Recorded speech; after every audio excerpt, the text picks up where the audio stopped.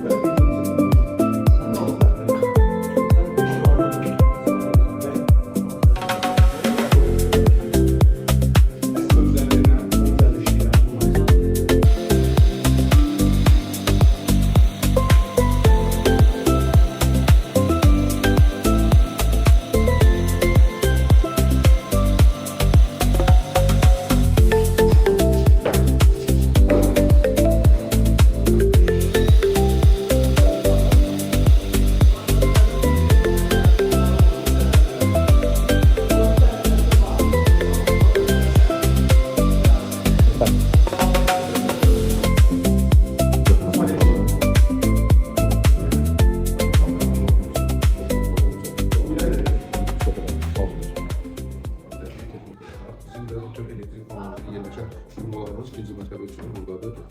Yaxınlıqda burada da gördüyünüz bütün bizim qurğularımız, aktuatorlarımız, qoruyucularımız hamısı burada yerləşir və digər qoruyucularımız da nömrələnmiş formasında tərk edərkən də bir toxunuşla və yaxud da səslə təsəvvür komanda verilir.